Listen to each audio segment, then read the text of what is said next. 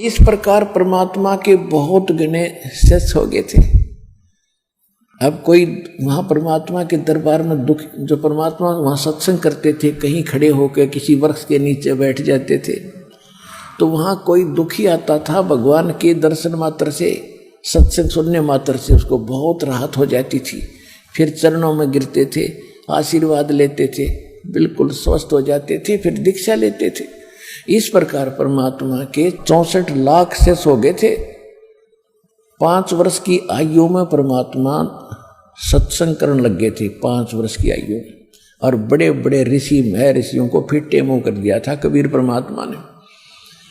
यानी 1398 में मालिक प्रगट हुए थे और यानी 1403 में रामानंद जी, जो वहां के प्रकांड विद्वान माने जाते थे, वेदों और गीता के मर्म ज्ञाता प्रसिद्ध थे, उसके छक्के छुड़ा दिए थे। और उसने उनको विवश होना पड़ा था ये कहने के लिए, मैं तुम स्वामी मैं बाल बुद्धि, कर्म भरम कियो नाश, और गरीबदास तुम पूर्ण पुरुष, मेरा हो गया दृढ़ विश्वास।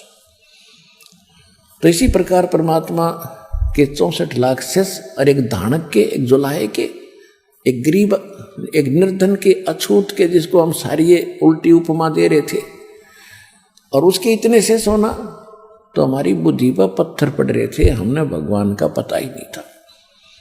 हमने तो ये भगवान मान रखे थे जिसने कोई मोटी सी गदा उठा रखी हो, या किसी ने तीर ले रखा हो, या सुदर्शन चक्र काट दे गणे ने, इसे तो भगवान सब हो जाएंगे। पुलिस वाले भगवान है, किसी हमारा डंडा अब वो हाथ जोड़ के खड़ा हो जाए। पहले समय में तो ऐसा ही होता था। तो ये भगवान नहीं होते, इनसे हटकर होते हैं जो अच्छे। जैसे पुलिस वाले हैं, पहले एक बुरा हाल कर रखा था जनता का जब गुलाम था भारत, लेकिन वो पुलिस अलग डिपार्टमेंट है, जो हथियारों वाले हैं वो अलग है। राजा तो बगैर हथियार के रहता है, वो स्वयं हथियार नहीं उठाता। तो इसी प्रकार हमारे जो भगवान थे वो समर्थ थे, वो उनको हमने भगवान मानना नहीं। जिसके हाथ में डंडा उसने सारे भगवान मान ले, सारे राम राम करे। तो कहने का भाव ये है कि हमने पहचान नहीं थी भगवान की, इसलिए ये दाव लगा रहा है नकलियों का। तो सब बहुत से सुखी हुए,